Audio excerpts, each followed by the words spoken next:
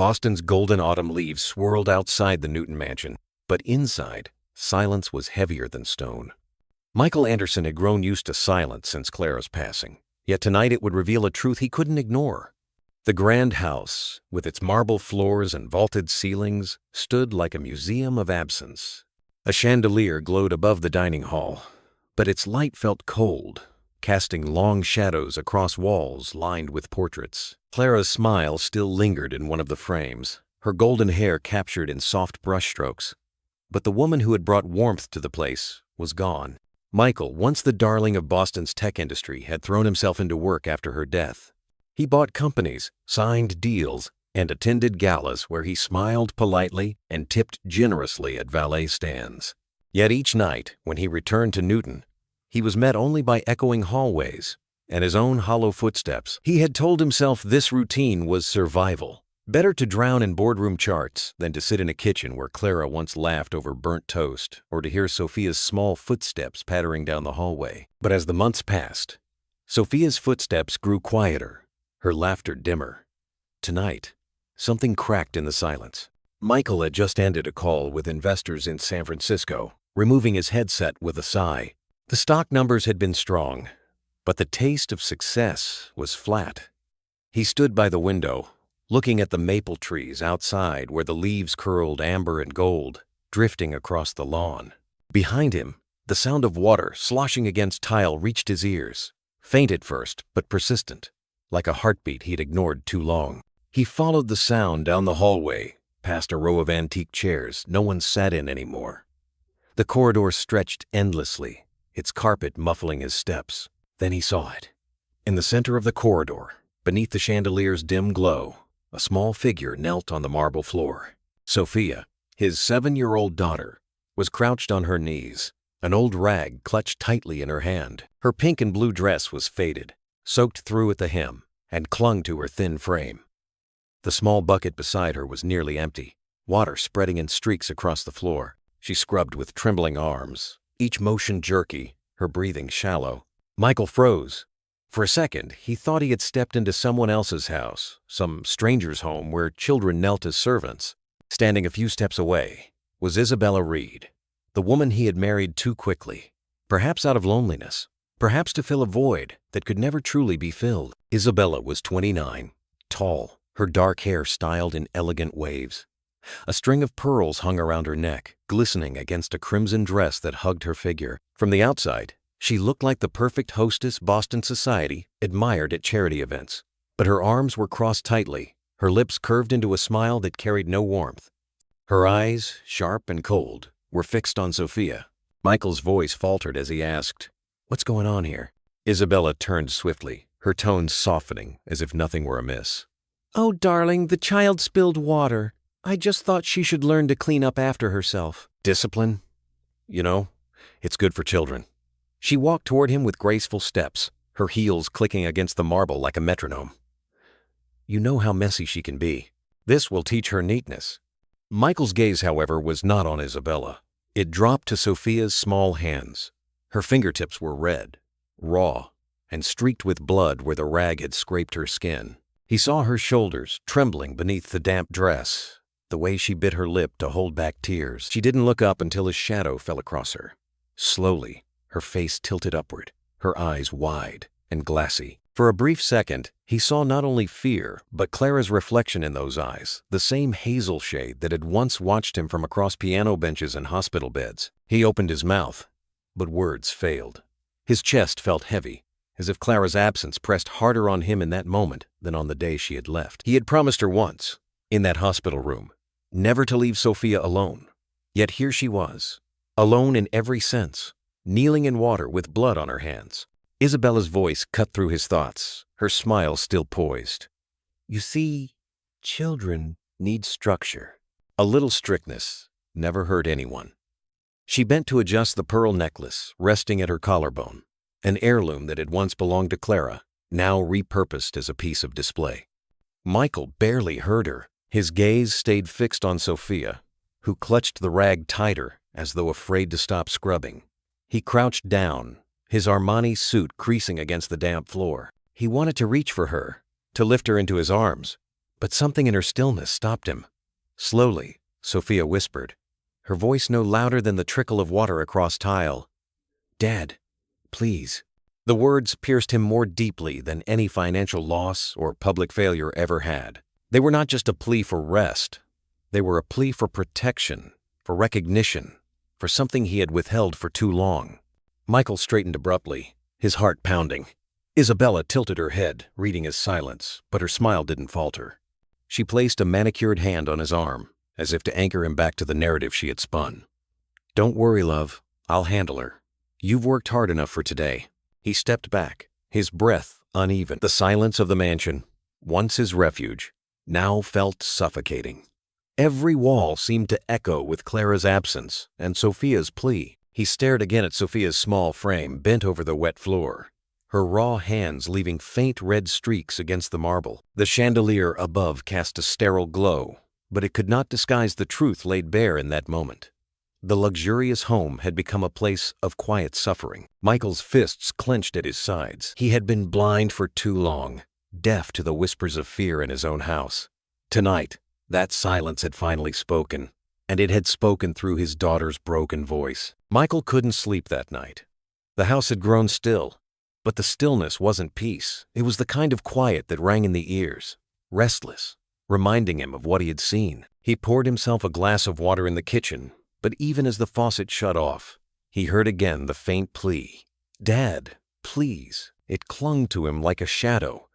The mansion felt larger than ever, every hallway colder, every chandelier dimmer. He wandered through the corridors, his steps echoing, until he stopped before a door he had avoided for months. Clara's room. Since the funeral, he had locked it away like a wound too raw to touch. The brass knob was still faintly polished, but dust lined the frame. He stood there for a long time, unsure whether opening it would break him further or bring him closer to the truth. Slowly, he reached into the desk drawer nearby where a small key had rested all these months. His fingers trembled as he turned it, and the lock gave way with a soft click. The door opened, and a breath of air rushed out, heavy with memories and faint perfume, as though Clara herself had walked past only yesterday. The room was dim, lit only by the street lamp glow filtering through lace curtains. Her shawl still hung on the back of a chair, draped as if she would return any moment to pull it over her shoulders. On the vanity sat the silver-framed photograph of Clara and Sophia, taken at Boston Public Garden during spring.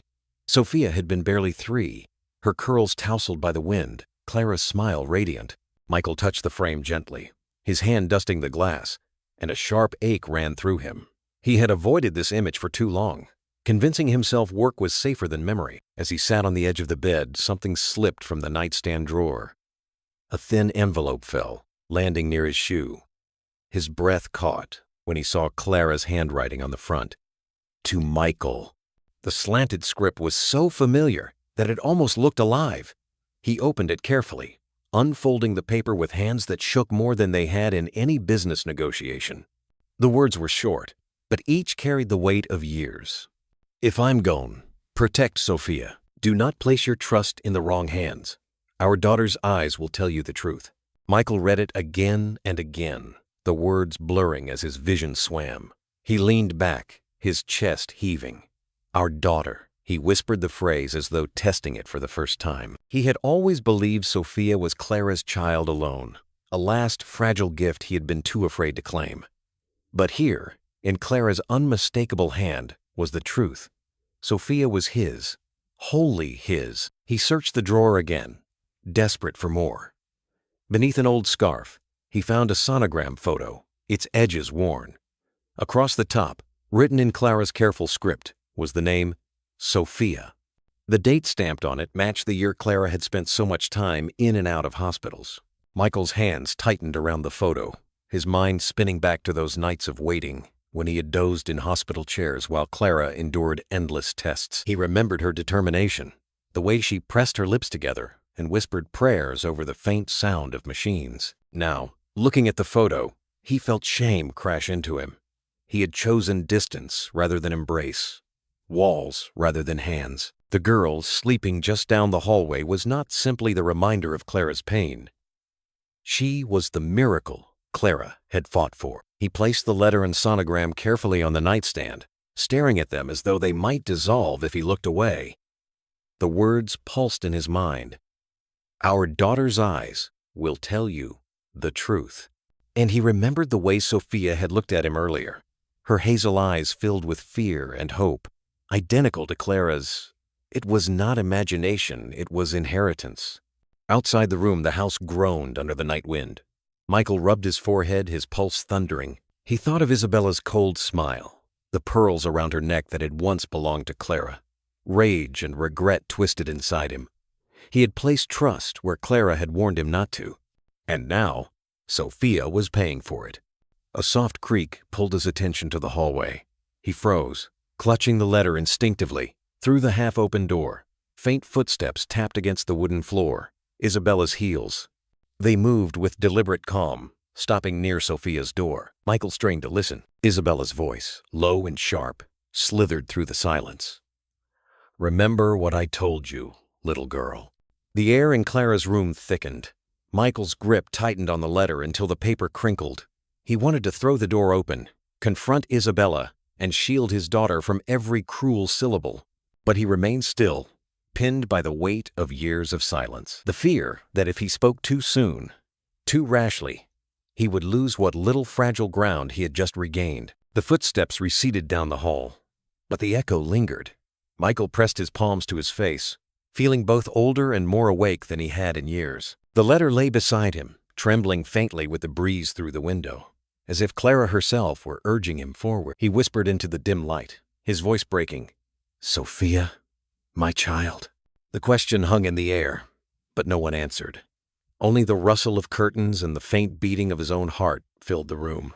For the first time since Clara's death, Michael wept not for what he had lost, but for what he still had the chance to protect. He stayed there until the first hint of dawn touched the curtains, the letter clutched in his hand, and though exhaustion weighed on him, a new current stirred in his chest, a current that might, at last, carry him out of the silence. The morning light filtered through the tall windows of the dining room, catching on the polished silverware and crystal glasses that had been laid out by the part-time housekeeper the day before. On the surface, the Anderson home looked like any wealthy household in Newton, Massachusetts. Yet beneath the shimmer of luxury, a heaviness lingered that no sunlight could chase away. Michael entered quietly, his tie loosely knotted, a fresh newspaper folded under his arm. It was routine, almost mechanical, to sit at the long oak table where 3 places had been set. But today his gaze moved immediately to the small figure seated across from him. Sophia sat on the edge of her chair, her back straight, her hands clasped neatly in her lap as though she feared moving the wrong way. The sleeves of her dress were tugged carefully down, but when she reached for her spoon, the fabric slipped just enough for a faint bruise to show across her wrist. It was the kind of mark that didn't come from clumsiness. Michael's chest tightened. He set his newspaper down without opening it, his eyes fixed on her. She quickly pulled the sleeve back down, her face pale, lips pressed tight as if silence were the only shield she had. Isabella entered just then, carrying herself with the same effortless grace she displayed at society events. She wore a soft cream blouse today, pearls gleaming against her collarbone. Her smile appeared as polished as the silver on the table. "Good morning," she said lightly, setting down a tray of fresh bread. "I thought we'd enjoy something warm today." She leaned to brush a kiss against Michael's cheek, then poured orange juice into his glass, as if nothing were amiss. Michael didn't respond right away. His gaze drifted back to Sophia. "What happened to your arm?" His voice was calm, but it carried a weight that made the child freeze mid-motion. Sophia lowered her eyes, her small fingers trembling against the spoon. She whispered so softly that it barely reached him, "I'm fine." Isabella's voice slipped in quickly, smooth and practiced. "Oh, she tripped on the stairs yesterday. Kids are always a little clumsy, aren't they? I put some cream on it." She smiled wider, as though the matter were settled. "Nothing to worry about." Michael's jaw tightened, but he said nothing more. Instead, he watched Sophia carefully. Her shoulders were hunched, her eyes fixed on her plate, avoiding his. The silence stretched between them, more telling than any explanation. He remembered Clara's letter from the night before, her words seared into him. "Our daughter's eyes will tell you the truth." And in that moment, he saw truth staring back at him. hidden beneath lowered lashes and whispered denial. Breakfast continued with forced normalcy. Isabella talked lightly about a gala planned in Back Bay, her voice lilting as she recounted who had been invited, who had promised donations. Michael barely heard her. He noticed instead how Sophia ate slowly, each movement deliberate, as if afraid to spill even a crumb. She sipped water carefully, the glass trembling in her hands. When Isabella turned to fetch a bottle of red wine for the evening, Michael leaned forward slightly. His voice was low, steady, meant only for Sophia. "If you're hurt, you can tell me." Sophia's eyes flickered up to meet his for the briefest second. They were hazel, Clara's eyes, but behind them was a fear so deep it pierced Michael's chest. She gave the smallest shake of her head and whispered again, "I'm fine." Then she quickly lowered her gaze back to the plate. Isabella returned, her heels clicking across the floor, and the moment closed. She poured herself a small glass, though it was still morning, swirling the liquid with practiced elegance. "We'll need to prepare for next week, darling. I think Sophia could use some new outfits. I'll take her shopping. Children grow so quickly at this age." She smiled at Sophia with feigned affection, brushing her hand across the girl's shoulder. Sophia flinched almost imperceptibly, but enough for Michael to notice. He placed his fork down deliberately.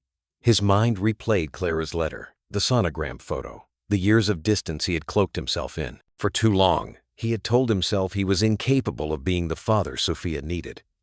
But here, in this dining room, he saw that doing nothing was no longer an option. He reached into his pocket, pulling out his phone. "I need to make a call," he said evenly, standing. Isabella arched a brow, sipping her wine. "Business again?" she teased. "Don't work yourself too hard." Michael didn't answer. He stepped out into the hallway, the polished wood floor creaking under his weight. He scrolled through his contacts until he found the number he hadn't used in months. His finger hovered only a moment before pressing. The line rang, then clicked open. "Jacob Miller," came the familiar, steady voice on the other end. Michael's throat tightened, but he forced the words out. "I need to see you. Today." There was a pause. Then Jacob's tone shifted, firm and professional. "Come by at noon. We'll talk." Michael ended the call, exhaling slowly. He leaned against the wall, staring at the family portrait that hung near the staircase. Clara's smile glowed in the picture. Sophia's toddler face pressed against her shoulder. He reached out and touched the glass, a silent promise forming in his chest. Behind him, Sophia peeked out from the dining room doorway, her small hands clutching the frame. She didn't speak, but her eyes met his again. This time, he didn't look away. The faintest glimmer of hope sparked there, fragile but undeniable. Michael gave a slight nod, almost imperceptible, but it was enough.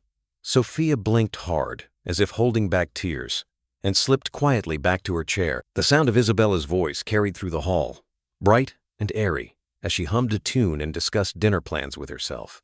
Michael straightened, his phone still warm in his hand. For the first time in months, perhaps years, he felt movement inside him, a shift, a stirring of the father he had promised to be. The bell above the door chimed softly as Michael stepped into the narrow cafe on Beacon Hill. Outside, the late morning air of Boston carried the crisp bite of autumn, but inside the cafe it was warm, filled with the earthy aroma of freshly ground coffee beans. Wooden shelves lined the walls, stacked with old books and jars of roasted beans labeled by hand. A barista behind the counter greeted him with a polite "good morning," while ringing up a customer who tipped a folded dollar into the glass jar by the register. Michael had chosen this place on purpose. It was tucked away from the main street, quiet enough that no one would pay attention to two men in deep conversation.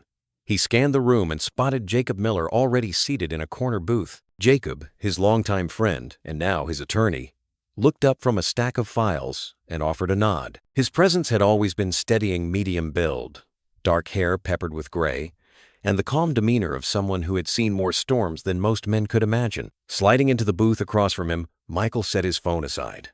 For a long moment, neither spoke. The clatter of cups, the low hum of conversation, and the hiss of steaming milk filled the silence. Finally, Jacob closed his folder and leaned forward. "You sounded urgent. What's going on?" Michael's throat felt dry. He reached for the glass of water the waitress had just placed in front of him and took a sip before speaking. "It's Sophia," he said quietly. I think she's mine. Clara left me a letter, a sonogram. It was there all along, and I ignored it. He paused, his voice trembling in a way that surprised even him. She's my daughter, Jacob, and she's in danger. Jacob listened without interruption, his hands folded neatly on the table. When Michael finally stopped, Jacob's voice was low and measured. Tell me everything. So Michael did. He told him about Sophia's raw hands scrubbing the floor, the bruises on her wrist, the way Isabella's voice lingered like poison in the hallways. He described the pearls around Isabella's neck that had once belonged to Clara, the way Sophia bit her lip until it bled rather than cry. And he told him of Clara's words, "Do not place your trust in the wrong hands. Our daughter's eyes will tell you the truth." Jacob's jaw tightened slightly as he absorbed it all. He tapped the table once, a habit from years of courtrooms and negotiations. "This isn't just neglect," he said firmly. "It borders on abuse." "But Michael," he leaned in closer, lowering his voice, "your word alone won't hold up in court. You need proof. Hard, undeniable proof." Michael's eyes flicked to the window, where passers-by strolled along the cobblestones of Beacon Hill, their scarves fluttering in the brisk wind. He wanted to believe his word as a father should be enough, but he knew Jacob was right. "So, how do we get it?" he asked. Jacob opened his briefcase and pulled out a slim folder, sliding it across the table. Inside were diagrams of small recording devices, notes on admissibility in court. "We install one of these in a common area of your home somewhere. You, as the homeowner, have every right to record. The living room, for example. It will only trigger with sound. If Isabella threatens Sophia again, we'll have her words preserved, not just your testimony. Evidence." Michael stared at the pages, his hand tightening into a fist. "You're asking me to wait, to let her suffer one more moment, just to catch Isabella's voice." Jacob didn't flinch. "I'm asking you to protect her in a way that lasts. If you act without proof, Isabella will twist the story, and the system might fail Sophia. But if we have her voice cold, clear, undeniable, the law will be on your side and on hers." The barista passed by their booth carrying 2 steaming mugs for another table. The scent of cinnamon and nutmeg drifted through the air, mingling with the murmur of customers discussing their weekend plans. Michael felt the absurdity of it all. People sipping lattes, talking about football games and holiday shopping, while his daughter sat in a house that no longer felt like home. He rubbed his forehead, then looked directly at Jacob. "And if Isabella suspects?" Jacob's eyes narrowed slightly. "Then she'll show her true colors even faster. You need to stay calm. Act normal. Let her believe you're still distant, still distracted by business. That will give us the window we need." Michael leaned back against the booth, the leather creaking beneath him. He thought of Sophia's whispered, "I'm fine," at breakfast, the way she shook her head despite the bruise on her wrist. He thought of Clara's voice, faint but insistent from the letter. "Protect her." His pulse quickened, torn between rage and despair. Jacob placed a steady hand on the table. "Michael, listen to me. If you want justice, if you want to truly keep your promise to Clara, you'll need to hear her cry with your own ears. And so will the court. Only then will they believe what Sophia's been enduring." Michael closed his eyes briefly, swallowing hard. The weight of the decision pressed on him, heavier than any corporate merger or boardroom crisis he had ever faced. When he opened them again, determination burned there. "Do it," he said quietly. "Set it up." Jacob nodded once, decisive. "Good. I'll coordinate with Sheriff Harris. We'll find a time when Isabella's out of the house. In the meantime, you keep Sophia close. Watch her. Let her know she's not alone." Michael exhaled, his shoulders slumping slightly. For the first time, he felt a sliver of direction. Dangerous, yes, but necessary. He reached for his wallet, pulling out a 20 to cover the untouched coffee before sliding it toward the waitress. "Thank you," he said softly, out of habit more than anything, and left a tip that earned him a surprised smile. When he stepped outside, the sharp air of Beacon Hill wrapped around him, carrying the scent of roasted chestnuts from a nearby vendor. He tightened his coat and walked down the brick-lined sidewalk, his thoughts racing faster than his steps. Halfway down the street, his pace slowed. Across the road, emerging from a boutique with a shopping bag in hand, was Isabella. Beside her, holding the strap of her handbag tightly, was Sophia.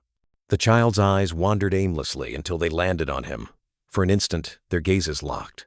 Sophia's eyes widened, shimmering with something between fear and plea. Michael froze. His breath caught in his chest. He didn't move, didn't call out. He couldn't risk it. Isabella turned slightly, her polished smile intact, oblivious to the silent exchange. She adjusted her bag and guided Sophia forward, heels clicking on the cobblestones. Sophia looked back once more before disappearing into the crowd. Her lips parted as if she wanted to speak but couldn't. Michael's hand tightened around the folder Jacob had given him, his resolve hardening. The truth was there, written not just in letters from the past, but in the eyes of the child before him. And soon, he promised silently, the world would hear it too. The sky over Newton had taken on the muted silver of late afternoon. A fine mist hung in the air, the kind that blurred the sharp lines of houses and trees, softening the world into quiet shapes. From the wide windows of the Anderson mansion, Michael watched the clouds crawl low, his reflection hovering faintly on the glass. It felt like the house itself was holding its breath. Donna had finished her duties earlier, tidying the kitchen and leaving a pie cooling on the counter before heading home to her family. Isabella, too, was gone for the afternoon, her weekly spa appointment at a salon downtown always stretching longer than she admitted. For once, the silence in the mansion was not suffocating. It was an opportunity, a window. The crunch of tires on gravel signaled Jacob's arrival. His black sedan rolled into the side of the driveway, followed moments later by the sheriff's SUV. Michael opened the discreet back entrance, heart pounding as the two men stepped inside. Jacob looked as composed as ever, his briefcase in hand. Sheriff Frank Harris followed, his weathered face calm, his eyes sweeping the hallway like a man used to sizing up danger. He removed his hat out of courtesy, setting it on a chair. "Thank you for coming," Michael murmured, his voice low as though the walls themselves might betray him. They walked into the living room, a space that had once been filled with Clara's music and the laughter of a child perched on the piano bench. Now it was hollow, every surface gleaming but lifeless. The piano sat covered, as though even its notes had been silenced in mourning. Frank studied the room carefully, scanning corners, ceiling beams, vents. Finally, he pointed toward the tall bookshelf near the fireplace. "There. Good angle, high enough. To anyone else, it's just a smoke detector." Jacob unclasped his briefcase, revealing a small matte black device, no bigger than a palm. "This is standard. Triggers only when sound rises above a certain level. No idle recording. Clean, legal, admissible." Frank climbed a small step stool they had brought, mounted the device on the shelf, and twisted it into place with careful precision. From where Michael stood, it looked indistinguishable from the other fixtures. Frank stepped down, checked the receiver in his hand. A faint green light blinked once, then vanished. "It's live," he confirmed, "from now until you turn it off." Michael exhaled slowly, his shoulders slumping in momentary relief. But the relief was short-lived. He thought of Sophia's bruised wrist at breakfast, of her whisper, "I'm fine." To allow another moment of cruelty felt unbearable. "So what now?" he asked quietly. "I just wait for her to strike again?" Jacob's eyes softened, but his tone was firm. "I know it feels cruel, but the court doesn't listen to feelings, Michael. It listens to proof. Without it, Isabella could spin a different story. Say you're overreacting. Say the girl bruised herself. The law is blind without evidence. This device gives you eyes and ears it can trust." Michael turned his gaze toward the covered piano, memory surging. He remembered Clara sitting there, teaching Sophia to press her small fingers against the keys. He remembered promising Clara, on that hospital bed, that he would never leave Sophia alone. And yet here he stood, years later, asking his daughter to endure a little longer so the law could catch up. Guilt clawed at his chest. Frank, sensing the weight on him, stepped forward and laid a steady hand on his shoulder. "You've been punishing yourself for too long. You can't undo the past, but you can fight for her now. Don't see this as failing her. See it as building a shield she can carry for the rest of her life. A shield made of truth." Michael nodded faintly, his throat too tight to speak. They went over details quickly. Jacob explained how the recordings would be time-stamped, sealed, and submitted. Frank reviewed how to call him immediately if things escalated beyond words. Michael listened, though half his mind drifted to the upstairs hallway where Sophia's room waited. He imagined her sitting there quietly, reading a book alone, too afraid to ask for anything. The image cut into him. When the men gathered their things, ready to leave before Isabella's return, Frank paused at the back door. "We'll be nearby," he said. "If something happens tonight, don't hesitate. One call." Michael gave a brief nod. He watched them go, the door clicking shut behind them. Suddenly, the house felt enormous again, every hallway stretching longer than it should. He walked back into the living room. The detector above the shelf blended so seamlessly he almost doubted it was there. But he knew. It waited, silent, like an unseen witness ready to testify. He lowered himself into the leather armchair near the fireplace, clasping his hands together tightly. Time crawled. The house creaked and groaned with the wind. Every minute felt stretched, elastic, pulling his nerves taut. He glanced at his watch. 5 minutes. 10. He stood, paced, sat again. His eyes wandered to the piano. He remembered Clara's hands over his, teaching him to play a simple chord so they could laugh together. He had forgotten the sound of his own laughter. The sudden crunch of tires on the driveway jolted him upright. He crossed to the window, heart pounding. Isabella's silver car gleamed under the gray sky, pulling smoothly into place. His palms sweated as he straightened his tie, forcing his breath to steady. The front door opened, heels clicking rhythmically against the polished floor. "Michael?" Isabella's voice floated in, light, melodic, practiced. "I didn't expect you home so early." She appeared in the doorway, her dark hair freshly styled, her complexion glowing from treatments. A shopping bag swung lightly from her wrist, and her red heels sparkled beneath the chandelier. She smiled as though nothing in the world were wrong. "Busy day?" Michael forced his expression into neutrality. "Meetings. Needed a break." His voice came out steady, betraying none of the turmoil within. Isabella moved gracefully into the room, setting her bag on the table. She brushed a strand of hair from her face and tilted her head. "Well, it's good you're here. I was thinking Sophia and I might review her chores tonight. She's been—" She paused, her smile sharpening. "Careless." Michael's stomach twisted, but he kept his voice even. "She's a child." Isabella's eyes glimmered coldly, though her lips kept their curve. "And children need discipline. You know that as well as I do." She reached out, smoothing her hand along his sleeve, her perfume enveloping him. "Don't worry, I'll handle it. You've carried enough stress. Let me take care of her." Every instinct in Michael screamed to shove her hand away, to rush upstairs and gather Sophia into his arms. But he remembered Jacob's warning, evidence, proof. He forced himself to step back slightly, letting her touch fall away. From upstairs came the faint sound of small footsteps, Sophia moving in her room, cautious, uncertain.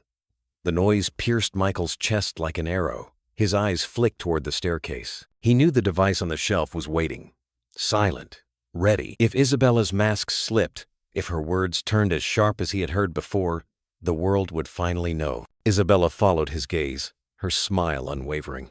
"She's probably dawdling. I'll remind her what's expected." Her heels tapped against the marble as she began toward the stairs. Michael clenched his fists at his sides, his heartbeat a drumbeat in his ears. This was the moment when silence could no longer be mistaken for peace. By the time the evening shadows stretched across the manicured lawn, the Anderson mansion had been set for dinner. The long oak table gleamed under the chandelier's golden light, its surface adorned with porcelain plates and polished silverware. To any guest, it might have looked like a scene of comfort and elegance.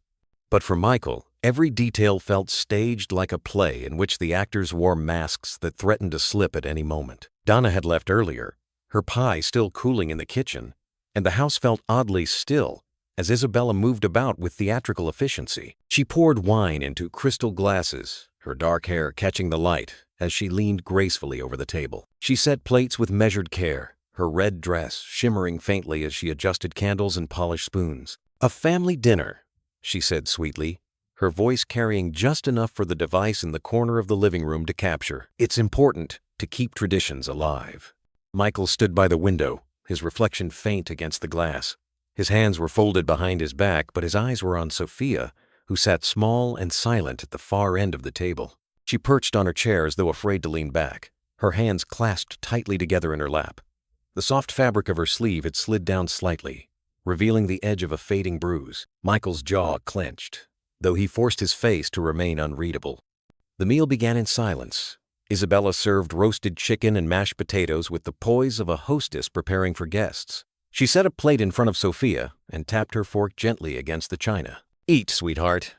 You need to grow strong." Sophia lifted her fork, but her hand trembled. She whispered, "Thank you," her voice almost swallowed by the vast dining room. Michael studied every movement, every flicker in his daughter's eyes. Clara's words pulsed in his memory. "Our daughter's eyes will tell you the truth." Tonight, they shone with a mixture of fear and quiet defiance. He wanted desperately to cross the table, to lift her into his arms, to promise safety. But he stayed still, his role in this twisted performance not yet complete. Isabella poured herself another glass of wine, her smile never faltering. "I was thinking," she said casually, "we should consider a short trip, a resort by the lake, peaceful. Sophia could use a change of scenery." She glanced at Michael, her eyes narrowing with the faintest calculation. "It would give you time to rest, darling. You've been carrying too much." Michael set his fork down. "I'm fine." His voice was steady, almost detached, though inside, every muscle was taut. Sophia shifted in her chair, her small hand gripping the edge of the table until her knuckles whitened. Her gaze darted between her father and Isabella, her lips pressing together as though she wanted to speak but didn't dare. Isabella leaned back, swirling the deep red liquid in her glass. "Well," she said lightly, "it doesn't matter. What matters is that this family runs smoothly, and that the child learns responsibility." Her smile sharpened as she turned towards Sophia. "Isn't that right, dear?" Sophia's fork slipped against her plate, the clatter echoing like a gunshot in the stillness. She whispered again, "I'm sorry." The apology tore at Michael's chest. Sorry for being a child, for being afraid, for existing in a world that had turned cruel. He inhaled slowly, gripping the edge of his chair, forcing himself to remember Jacob's words. Let her show her true colors. The law needs proof. Dinner dragged on. Isabella spoke about upcoming charity events, about friends in Back Bay who admired her pearls, Clara's pearls gleaming at her neck. She laughed at her own anecdotes, her voice practiced and light. All the while, Sophia pushed food around her plate, barely eating, her shoulders drawn tight as if every sound from Isabella might cut her skin. When the plates were nearly cleared, Sophia reached for a piece of bread. As she lifted her sleeve, the fabric slid higher, revealing a darker bruise at her wrist. Michael's breath caught. His hand clenched around his glass until it nearly cracked. He forced his voice calm, directed only at his daughter. "What happened?" Sophia froze. The room seemed to still with her. Her eyes flicked upward, wide, shimmering, her lips parting as if a dam had cracked. But before a word could form, Isabella interjected smoothly. "She tripped again. Clumsy child. I already put cream on it." Michael's eyes did not leave Sophia's. "What happened?" he repeated softly, steady as stone. Sophia's throat worked, but no sound came. Her eyes filled, shimmering in the candlelight. For a heartbeat, she seemed ready to speak. Then Isabella's voice sliced the air, low and venomous, directed solely at the girl. "Remember what I told you." The words hit Michael like a knife. He saw Sophia's entire body stiffen, her small hand gripping her fork so tightly, her fingers trembled. Tears brimmed, but did not fall. She looked at him again, and this time something passed between them, fragile, desperate, but unbroken. Michael reached for his napkin, dabbing his lips as if nothing had changed. His other hand slid beneath the table, finding the small remote in his pocket. His thumb pressed down. A faint click confirmed it. From the bookshelf in the living room, the hidden device stirred, its silent witness now alive. The dinner continued, but Michael no longer tasted anything. Every word Isabella spoke, every threat veiled in sweetness, every tremor in Sophia's small voice, was being etched into memory, not just his own, but into the device that would carry it beyond the walls of this house. When dessert was served, Sophia slipped her hand into her lap. Michael noticed something crumpled in her palm, a small, folded piece of paper. As Isabella busied herself with pouring coffee, Sophia shifted slightly, her eyes flickering toward her father. With trembling fingers, she slipped the note beneath the edge of his plate. Michael's chest tightened as he unfolded it discreetly. 4 words, written in shaky pencil, stared back at him.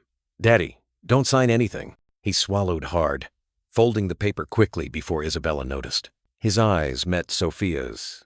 She held his gaze for a heartbeat, then dropped her eyes back to her plate. Isabella's voice rose again, sweet as honey. "Michael, after dinner I'll show you the documents David and I prepared. Just routine, of course, to take the burden off your shoulders." She smiled brightly, lifting her glass. "To family." Michael raised his own glass slowly, but his mind was ablaze. The trap had been set not by Isabella, not by David, but by Clara's foresight, by Jacob's guidance, and by the bravery of a child who had found the courage to slip a note across the table. The chandelier light flickered once as the wind pressed against the windows. Michael's hand, resting in his lap, tightened around the folded paper. He knew what awaited him after dessert, a confrontation where silence would no longer protect anyone. The candles flickered as the last plates from dinner were cleared. The chandelier's golden glow washed over the oak table, casting long shadows that stretched into the corners of the living room. Outside, the autumn wind rattled the windows faintly, but inside, the house was still too still, as if it sensed the weight of what was about to unfold. Michael sat at the head of the table, his posture calm, his face unreadable. In his pocket, the folded scrap of paper Sophia had slipped to him. "Daddy, don't sign anything," felt like a burning coal. Across from him, Isabella leaned back in her chair, sipping her wine, her eyes sharp despite her smile. Beside her sat David Barnes, Michael's younger brother, his navy suit crisp, his leather folder resting on the table like a prize he had already claimed. David flipped the folder open with practiced ease. "Michael, this is all straightforward," he said, his tone casual, as if discussing a golf outing. "Just management adjustments. You've been overworked, brother. Let me and Isabella take on the burden. You'll have more time with Sophia. That's what you want, isn't it?" Sophia sat quietly at Michael's side, her small hands folded in her lap. She had eaten almost nothing, but her eyes, those hazel eyes Clara had promised would tell the truth, were fixed on him. They trembled with fear, yet glimmered with a fragile hope. Isabella leaned forward, sliding a pen across the table. "All you need to do is sign where it's marked.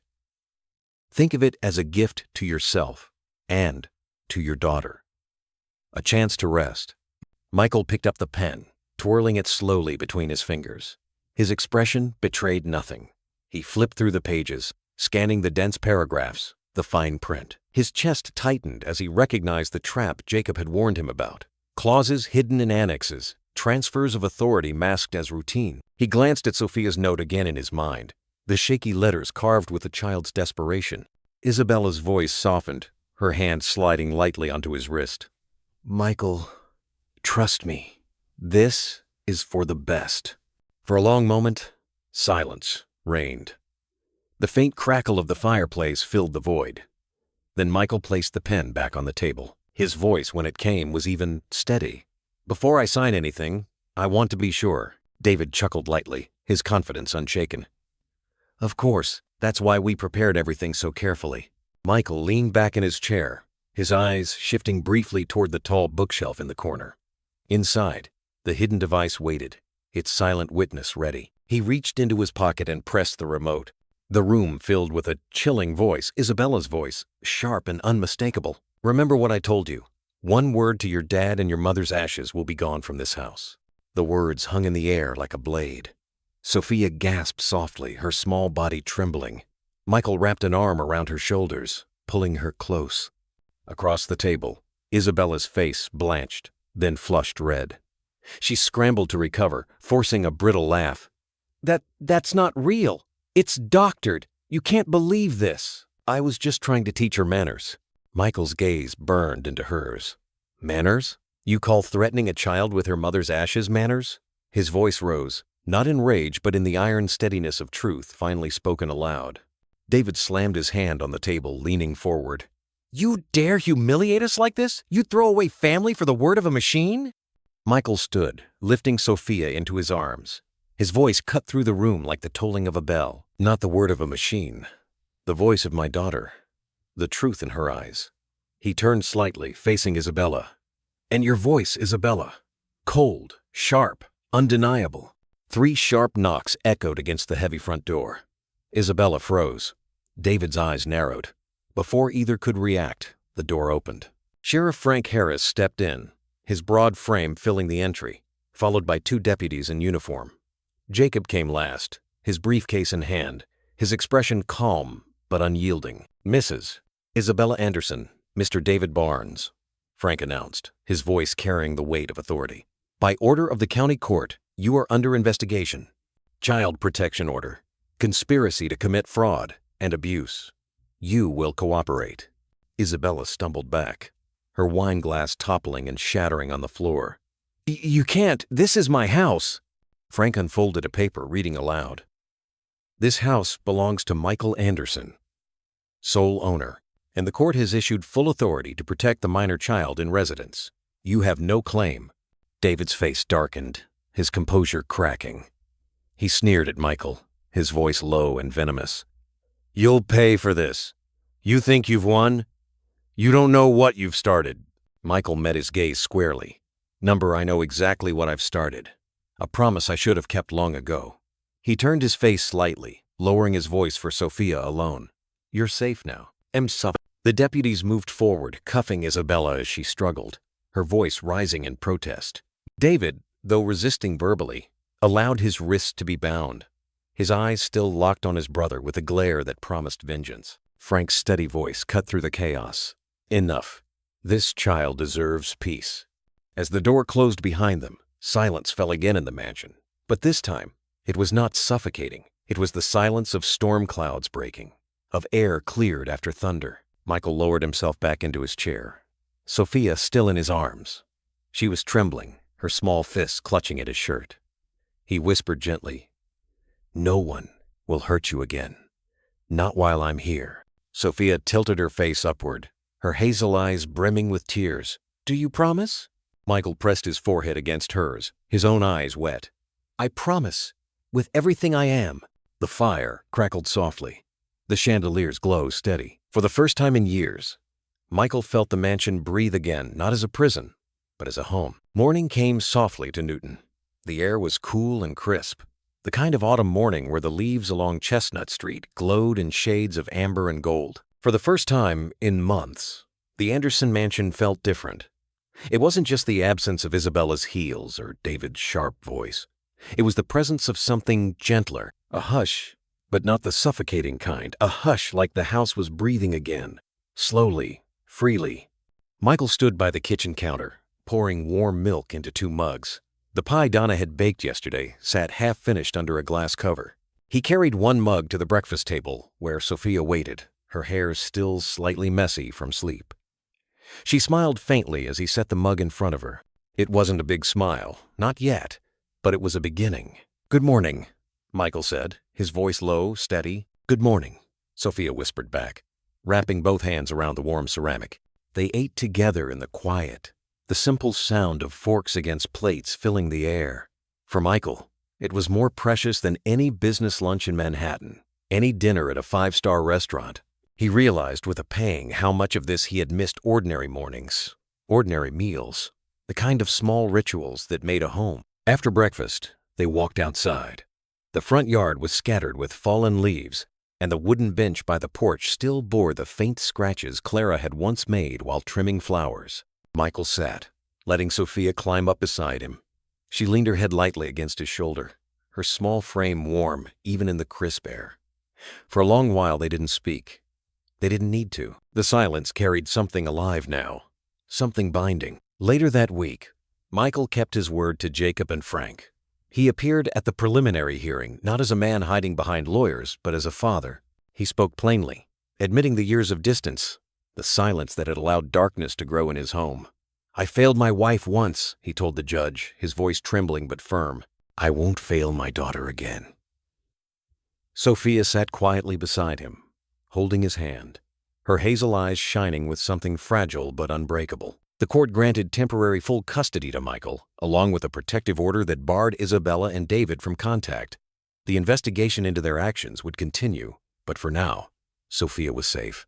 When the gavel came down, Michael felt, not triumph, but release, a heavy chain loosening around his chest.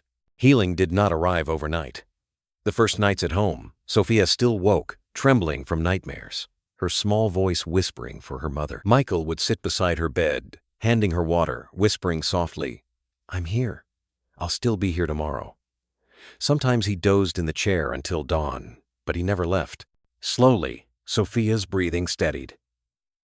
Jacob visited one evening with papers finalizing the long-term protection order. He handed Michael the folder with a steady look. "You've crossed the hardest line. Now just keep walking forward. M." Frank stopped by too, his broad figure filling the doorway as he brought updates from the sheriff's office. Before leaving, he crouched slightly to Sophia's level and said gently, "You're safe now, kiddo." "Don't forget that." Sophia nodded, clutching her father's sleeve, her voice too soft to reply but her eyes shining with gratitude. Even the neighborhood began to wrap itself around them. Mrs. Carter from next door, an older retired music teacher, arrived with a smile and a garage key. "I've got an old upright piano I don't use anymore," she said kindly. "I think your little girl might like it." Sophia's eyes widened, as if someone had just handed her a piece of her mother back. Within days, the piano sat in the living room where the covered one once gathered dust. This time, Michael left the lid open. The first notes Sophia played were shaky, hesitant, like steps on unfamiliar ground. She bit her lip, glancing at her father. He nodded gently. "It doesn't have to be perfect," he said. "Just play." She pressed again, the chord ringing thin but alive. Michael felt tears sting his eyes. The house, once echoing with silence, was filling again with music. Weeks turned into months. Therapy sessions with Dr. Simmons helped Sophia give names to feelings: gray for fear, yellow for safety. She began to sketch little suns in her notebook, marking days when she felt strong. Michael joined every session he could, learning alongside her, practicing breathing exercises, apologizing when he slipped, listening more than he spoke. For the first time in his life, he learned what fatherhood felt like, not as duty, but as presence. In spring, Sophia's school announced a recital.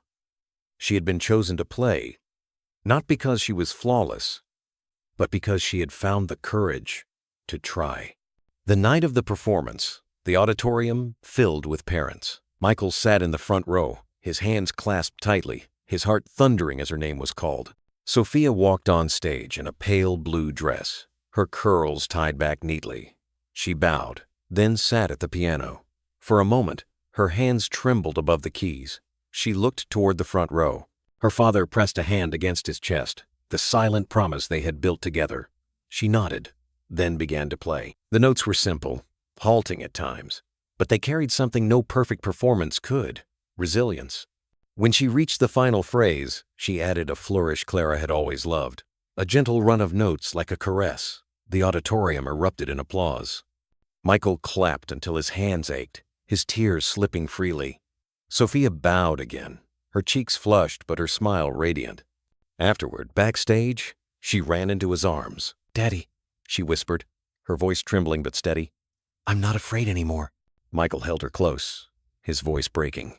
"And I'll never leave you again." Months later, the house on Chestnut Street bore a new sign on its porch, handwritten in white chalk on a small wooden board: "House of Music and Lemonade." Sophia had written it herself, her letters uneven but proud. Neighbors smiled as they passed, sometimes stopping for a glass of lemonade she and her father prepared together on warm afternoons. The piano played in the evenings, filling the rooms with songs that wove the past into the present. Michael no longer worked endless nights.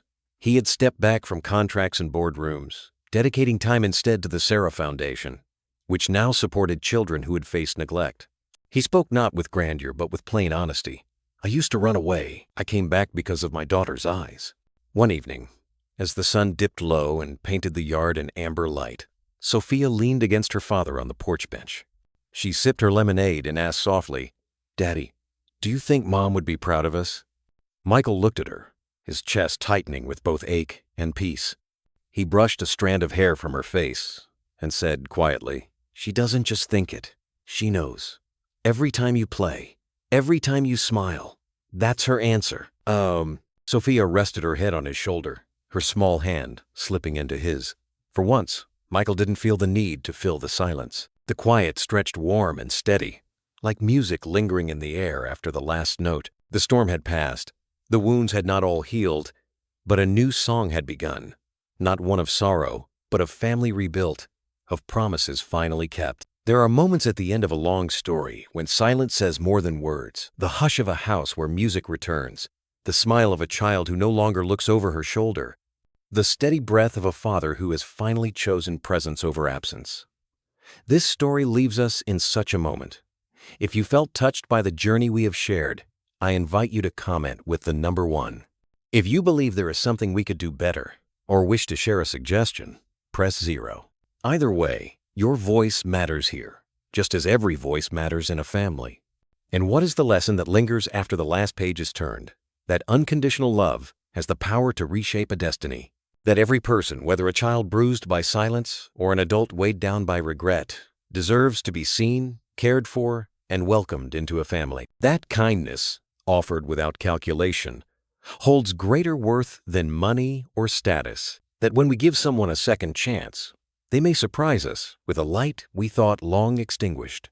And that true happiness rarely comes from accumulation, but from the humble choice to live for someone other than ourselves. Perhaps you, listening tonight, remember your own kitchen table, the one where children once laughed, or where you and your spouse lingered over coffee long after the plates were cleared. Life has a way of reminding us that it is in these simple places at the breakfast table, on the front porch at dusk, that the deepest healing occurs. Like a lamp burning quietly in a window on a cold evening, one steady act of love can guide us through the darkest stretches of our journey. Just as a warm supper shared with family can taste richer than any banquet, so too does a child's trust mean more than any fortune signed on paper. As the story of Michael and Sophia closes, what remains is not just the justice that was served, but the tenderness that was reclaimed. The old mansion, once a cage of grief, became again a home, a place of music, lemonade on the porch, and the courage of a little girl who dared to hope. It is a reminder that redemption is never beyond reach, that no failure is so final it cannot be mended by presence, by listening, by love that stays. So tonight, as you turn off the lights and prepare for rest, take a quiet moment to reflect. Is there someone in your life waiting for a word of kindness, for a promise renewed, for a second chance to belong? Stories like this are not just tales to pass an evening, they are gentle mirrors, asking us to see what is still possible in our own homes, our own families, our own hearts. If this story has touched you, consider sharing it with someone who might need to hear it. And if it has planted even a small seed of hope in you, let it grow in your words, your choices, your daily presence with those you love. Because in the end, redemption is not about grand gestures. It is about small, steady acts repeated faithfully. That is how families heal. That is how we heal.